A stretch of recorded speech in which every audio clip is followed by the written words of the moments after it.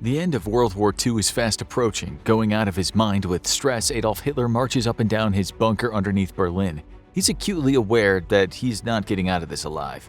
Above ground, Russian bombs blast Berlin as Nazi child soldiers throw down their arms and cry for their mothers. Women scream as merciless Red Army soldiers pull them out of their houses. Hitler won't let himself be paraded through the streets to be beaten and spat at and hanged from a rope. He has a plan that will ensure that this does not happen. And as he contemplates his grim end to his life, the definitive failure of his wretched ambitions, he has one more thing on his mind: the loot. Insane amounts of money, gold, art, jewels, and furniture. It all has to be hidden. The Nazis have a fortune of unimaginable proportions. They don't want to give that up, so they'll hide it where no one will ever find it. This boundless treasure, taken in such endlessly harrowing circumstances, will be hunted for a long time to come. Today, we'll touch on this Nazi fortune and the many treasure hunters who have spent years trying to find it. But first, I want to tell you about the sponsor of today's video, Morning Brew. Nothing is worse than starting your day by endlessly scrolling through news and social media apps, hoping to find something relevant to you. And when you do find something that sounds interesting, the actual story is often dry, dense, and boring. Believe me, I had the same problem, and it was starting each and every day off on the wrong foot. And that's why I now begin each day with Morning Brew. Morning Brew is the free daily newsletter that's really the absolute best way to start your day. It'll get you up to speed on everything you need to know in minutes, with business, finance, and tech stories that actually respect your time and get you the info you want quick. Want to find out the real reason why a random company is suddenly the latest meme stock? Or learn what types of content TikTok finally decided to ban from their platform? Or maybe you want to impress your friends with in-depth knowledge about how Lego became a multimedia powerhouse. It's only a 5-minute read. But to get it, you'll have to sign up for Morning Brew yourself. It's completely free and takes less than 15 seconds, so do yourself a favor and become smarter in just 5 minutes every day by signing up for Morning Brew at morningbrewdaily.com/infographics. Or click the link in the description. When the Nazis invaded a nation, the first thing they would do is usually head to the central bank. They wanted the gold. They wanted hard cash. They wanted everything of value. The invaded country knew this was going to happen, of course, so they'd usually try to get as much gold as possible out of the country. Sometimes it went to New York Federal Reserve in Manhattan before ending up in Fort Knox. But that didn't always happen. On March 12, 1938, the German Wehrmacht marched into Vienna, Austria. Soon, a businessman and friend of Hitler, Wilhelm Kepler, arrived at the Austrian Central Bank. At his side were armed men. They ordered the bank to hand over about 100 tons of gold. They knew that Austria had already sent 5.7 tons of gold to England, where they thought it would be safe. Kepler told them to bring it all back. He said it's now the property of the Nazi Party. This was just one case, one country. Wherever the Nazis landed, they looted with abandon. We can't say for sure how much gold Germany stole during the war, but some say it was at least $20 billion worth in today's money. Some sources have it in the hundreds of billions. On top of what they took from banks was the gold, houses, and other belongings they stole from the Jewish people during the Holocaust. There were also the artworks. Lots and lots of very valuable artwork. Wherever the Nazis went, they stole the art. Hitler hated a lot of modern art. He called it degenerate. That might have had something to do with the fact that he himself was a failed artist. But for someone with such an unartistic outlook on life, he wasn't actually that bad, or at least in terms of the basics. You can see what was going on in his mind when you look at this painting of Jesus and the Virgin Mary. His blonde-haired, blue-eyed Jesus doesn't really look like someone from the Middle East who spent a long time under a hot sun. He looks more like a baby version of one of the Hanson brothers. Hitler wasn't someone who could appreciate an art form such as Cubism or Expressionism, but the Nazis, and especially the Reichsmarschall Hermann Göring, stole a lot of valuable modern art despite what Hitler thought about it. The Nazis also took ritual silver pieces from all the synagogues they plundered. This amounted to a lot of silver. Many of the items were eventually recovered by the Monuments, Fine Arts, and Archives program, aka the Monuments Men. But a hell of a lot of the Nazi plunder was not so easy to find. This included a lot, and we mean a lot, of hard cash, on top of all the gold and silver and hundreds of thousands of valuable cultural items. If we take into account everything the Nazis looted over Western Europe, parts of the Soviet Union, and as far away as Africa, you could say the years-long robbery was the biggest robbery ever.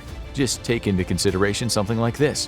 In 1943, when the Nazis were in Tunisia, North Africa, they took a load of gold from the Jewish folks on the island of Djerba. As usual, the Nazis intended to send the gold back to Germany, but it may have gone down with a ship on the way. We say may because it's not certain what happened to that gold.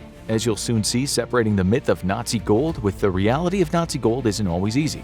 How much treasure is still out there is hotly debated even today. But we think by now you have a good idea about how much wealth the Nazis had. This is why when the Russians entered Germany at the war's end and the UK, US, and France were soon to be there, one of Adolf Hitler's chief concerns was all that Nazi loot.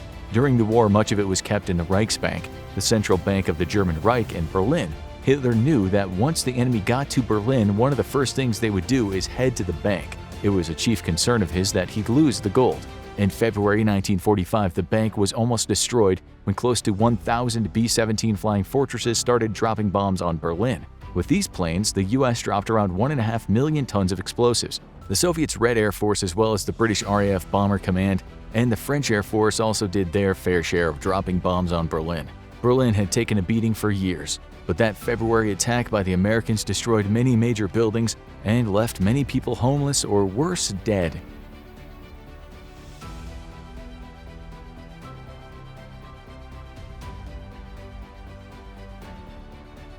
There were hundreds of people working in the bank when it was hit. There may not have been any deaths, only because the employees were already in hiding in underground bunkers, and the blasts only destroyed the upper levels of the building. Still, Hitler now knew that it was time to move much of what was in the bank's vaults out of there.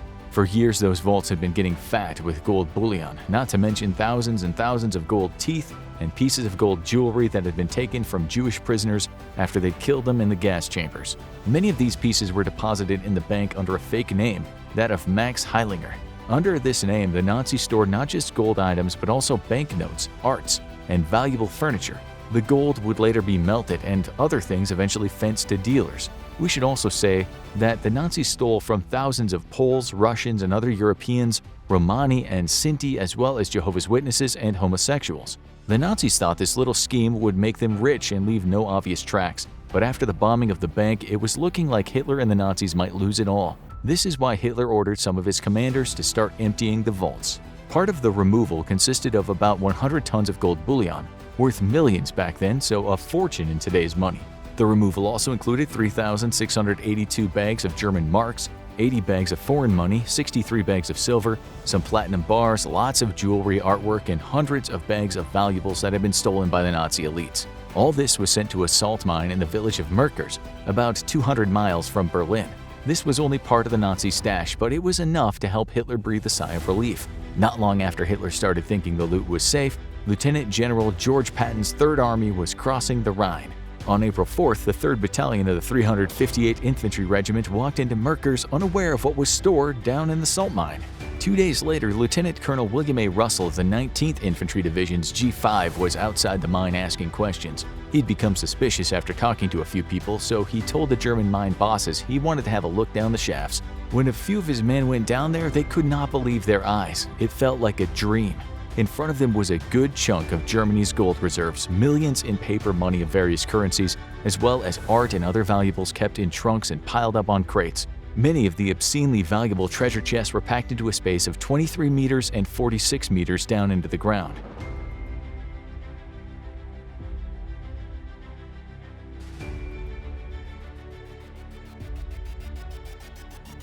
Dwight D. Eisenhower inspected the loot for himself and later wrote, "Crammed into suitcases and trunks and other containers was a great amount of gold, silver, plate, and ornament, obviously looted from private dwellings throughout Europe. It's a rough estimate, but the value of everything found would be about $8 billion today. But there was lots more." On April 20th, 1945, Hitler's 56th birthday, he was breathing a little heavier again.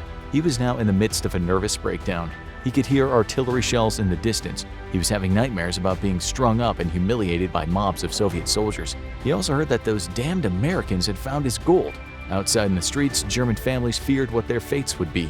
Children stood on street corners with guns in their hands, their helmets too big for their heads. Elsewhere, certain Nazi leaders were trying to get out of Germany and take their loot with them. Hitler knew he wasn't going anywhere. He'd die in the bunker and make sure that all the documents down there no longer existed when that bunker was found. On April 28th, Hitler and his secretary Eva Braun got married. It wasn't a very jolly affair, to say the least. Hitler didn't look well at all. His skin was ashen white, his fingers constantly trembled. Every time he heard a bomb explode in the distance, a look of anguish crossed his face. When he was informed about how the dead Benito Mussolini had been strung up on meat hooks in Milan's Piazzale Loreto, He looked as though he was going to throw up. He wasn't so bereft that he couldn't have someone take down his final will and testament. In it, he said, "The responsibility of the outbreak of this war cannot rest on me." The blame, he said, rested on international Jewry and its assistants. He also bequeathed his art collection to the town of Linz, and anything else of value, he said, should go to the Nazi Party. Surely, at this point, he might have been thinking about all that loot. One thing's for sure, the Red Army was thinking about it. They pretty much had a field day when they entered Berlin. They committed obscene atrocities against the people, especially the women. They walked into the finest houses, shot anyone who stood in their way, and relieved the families of all their valuables. It would be a massive understatement to say the Soviet Union and its people suffered during the war. So it's not too surprising that an unofficial order was given to soldiers which said, "Take what you wanted, but things of high value should be taken back to the Soviet Union," under what they called a trophy commission. They cleared out museums, libraries, people's private collections, and things they found in the National Archives. It was a free-for-all. Individual soldiers looted houses when they'd done what they felt they had to do with the occupants, but the big stuff was supposed to go back to the Communist Party. They took all artwork that had been created by some of the greats. This included works by Monet, Cézanne, El Greco, Goya, Bruegel, and Van Gogh, Rembrandt, Raphael, and Leonardo. They found incredibly valuable religious artifacts as well as important medieval manuscripts and even some gold treasures of Troy. They'd only admitted to taking the latter in 1994. As you'll see, just how much the Soviets sequestered is up for debate. It's hard to say what it was all worth, but reports state that there were millions of objects that could be worth many billions in today's money. In the minds of the Soviets, they deserved everything they'd taken in light of their suffering during the war. Nonetheless, they were aware that they should have had much more. Where was the rest of the gold? The Nazis said they had more gold than you'd find in the legendary El Dorado. The Soviets only recovered about $3 million in gold from the Reichsbank, but subsequent interrogations revealed that there had been more like $17 million of gold in the bank. It was only then that they discovered that a heist had taken place at the bank in April. This was the work of future war criminal SS Colonel Josef Spaziel, under the orders of his seniors in the SS. Spaziel would later testify against some of his commanders during the Nuremberg trials. That's why he went on to live a normal life after the war. He might have even opened a chain of supermarkets, but that's not certain. Still, it seems he did okay after the war. That could partly be because he was put in charge of taking care of a lot of the Nazi gold, as well as various stolen currencies. One thing we should make clear here is that all the gold and cash in the vaults of the Reichsbank was the bank's money, the public's money. No Nazi had the right to waltz in there and empty the vaults. So when Spaziel and his men turned up at the bank on April 22nd, they were armed with machine guns. They ordered the staff to load gold, jewelry, and cash into trucks waiting outside. There's about $146 million in foreign currency alone, although not much gold was taken as it was so heavy. They drove the trucks out of Berlin and later flew to Austria, but what they did with all that money is still a bit of a mystery. This is why some people have said for a long time that the vast majority of Nazi cash and gold has never been accounted for. In the book The Reichsbank Robbery, the author claims that some SS officers made deals with officers in the US military and together they funneled a lot of the money out of Germany. We can't say if this is true, but it makes more sense when you know that many Nazi war criminals were sneaked out of Germany in so-called rat lines, paid for and managed by US intelligence services. After all, the Soviet Union was now the enemy. The US required Nazi informants and expertise. For sure, a lot of Nazi money was laundered through Swiss banks, and there's no doubt some high-ranking Nazis kept a bit of it, but that doesn't account for all of it. There have been plenty of rumors about the whereabouts of the gold and cash, such as some of it ending up on the Auckland Islands, but these sound more like tall stories than facts. Some stories, though, make you think there's a fortune buried somewhere on this earth. Let's now begin part 2 of this story, an investigation into the missing gold and mountains of money. Let's call this section The Hunt for the Nazi Gold.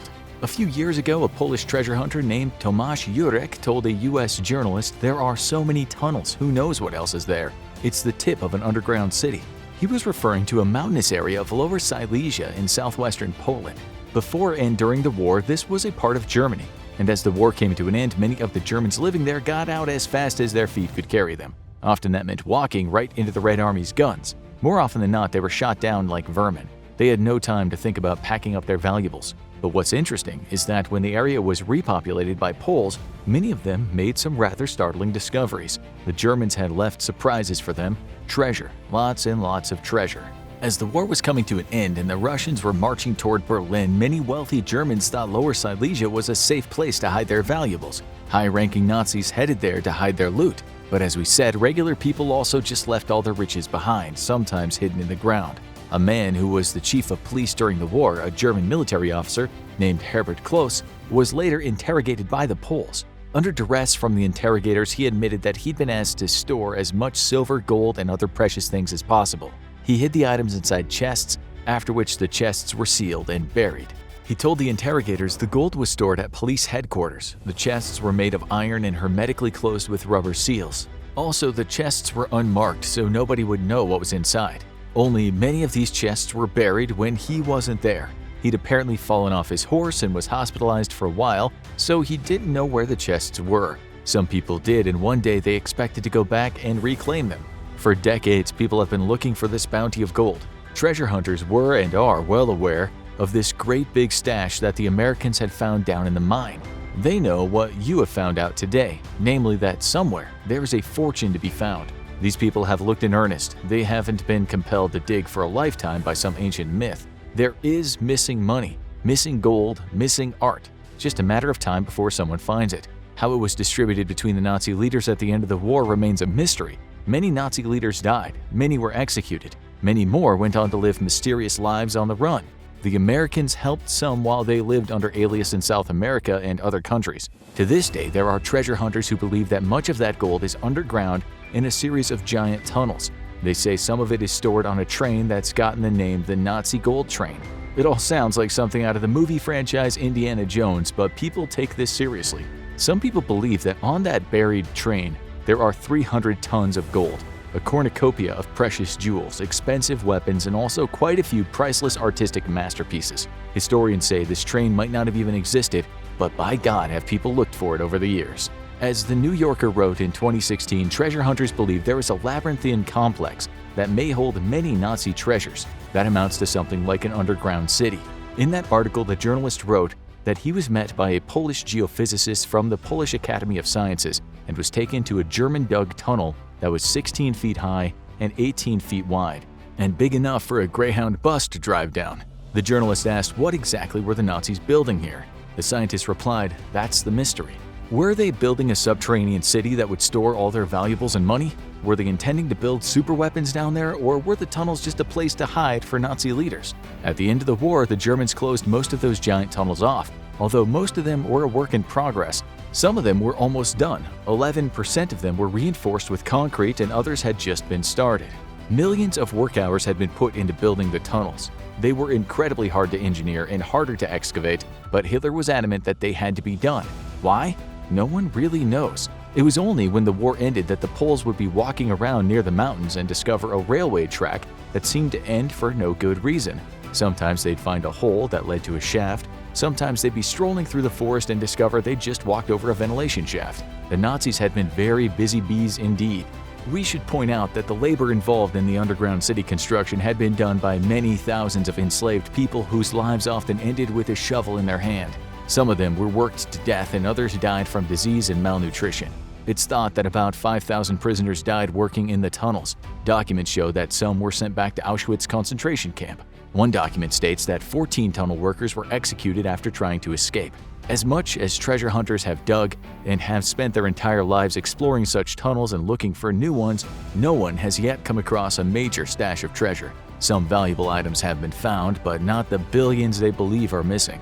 The story gets even more interesting when you hear what a treasure hunter named Krzysztof Szpakowski recently said. He'd been looking for the hidden treasure since he was old enough to legally buy alcohol. He said years back when he first started looking, he interviewed some old German folks who lived in a small village not far from one of the tunnels. They all told him the same thing. Over a couple days in 1945, German soldiers marched into the village and told everyone to close their curtains and stay inside. They warned that anyone who looked out the window would be shot on the spot. The next thing they knew was the sound of a truck convoy rattling through the village. Szpakowski said the trucks were heading for one complex of tunnels called the Waldasz Complex. He believed that this had been built at first as a hiding place for only the highest-ranking Nazis, but they later decided that the complex would become a depository for precious goods, perhaps arms, but more likely loot. What better place to hide it? Something similar is written in a book called The Mysteries of the Valim Undergrounds. The author writes that over a few days at the end of the war, long convoys of trucks drove through the town, and not one of them came back. He says the trucks were hidden in a tunnel, after which the Germans blew up the entrance and planted vegetation around it. Even with modern technology, finding a hole in the ground that's hidden somewhere over a large area is not easy at all. Even when a new tunnel is found, the treasure hunters usually end up in a vast space full of endless opportunities to explore. One dead end could just mean the start of another series of tunnels. As the journalist for The New Yorker said, like a lottery ticket, each tunnel sparks a new dream, and every treasure hunter seems to have his own wish list: gold, jewels, artwork, and an underground train terminal, or a supercomputer prototype. Then again, did the Red Army clean up after the war was over? Did the Soviets take a lot more trophies than the rest of the world knew about? Or did US intelligence make some deals and run off with the swag? Was there any swag in the first place? Some people think not. Or at least they say what loot is there has been greatly exaggerated. Still, in 2018, something happened that showed people anything could be down in those tunnels. That's because while looking for the gold train in Lower Silesia, Polish treasure hunters said they had found 4 tons of gold, 10 feet below a disused 18th century palace, a place reportedly used by the Nazis as a brothel. This happened after decades of treasure hunters had been looking high and low for the train and treasure chests. The group that founded the Silesian Bridge Foundation said the gold was hidden inside a buried canister. Still, when reports surfaced, it seemed the canister had yet to be checked, as there was a concern it was booby-trapped. We're still not sure what happened here, as the media didn't update the report. The hunters used an SS diary they had been given to derive clues about the hidden treasure, and they later scanned the ground using radar technology. One of the lead hunters told the press, "Our information says that this particular deposit was hidden by an SS officer called von Stein. The SS planned to use it to re-establish agriculture in Ukraine to feed the new Reich." He said the same diary points to a lot more hidden gold, as well as art, jewelry, and religious artifacts, all hidden at sites throughout Lower Silesia. Part of one of the diary entries read, "The remaining 48 heavy Reichsbank chests and all the family chests I hereby entrust to you. Only you know where they're located. May God help you and help me fulfill my assignment." It also mentions 47 works of art, with names such as Monet, Cézanne, and Rembrandt popping up on the pages. The Silesian Bridge Foundation says the diary was written by an SS officer who used the possibly fake name Michaelis. He talks about 11 different sites where the treasure is buried, including the mega amount of gold bullion taken from the Reichsbank. The diary itself had for years been kept at a Masonic lodge, one that in the past was frequented by wealthy members of the Third Reich. It seems the newer members of the lodge had wanted it off their hands and so recently handed it over to the foundation. Even if you don't believe the tons of gold and cash are somewhere under the ground, many of the 5 million European artworks that the Nazis had stole have not been recovered. It's thought that 63,000 works of art and valuable cultural items stolen from Polish Jews alone are still either hidden or secretly owned by people who don't want to return them. Still, again, we have to say that people might be getting carried away with their hunt for Nazi gold. For example, it was believed for a long time that 4 tons of the stuff was aboard the SS Minden when it was sunk off the coast of Iceland in 1939. That story goes that the German captain sank the ship himself rather than let it fall into the hands of the approaching British. A subsequent theory said that it contained all the gold, and perhaps more valuable items. But when the wreck was finally explored in 2018, no gold or other precious things could be found. So is the gold still hidden? Or like many of the valuable works of art, did some of it find its way into someone's basement? Was the money spent years ago? Or is there a train somewhere beneath Poland that carries a fortune, buried under many tons of soil and enslaved people's blood? We don't know, but if we lived in Lower Silesia, we'd be out exploring next weekend. Now, you need to watch How Rich Was Hitler? Where did all his money come from? Or have a look at this.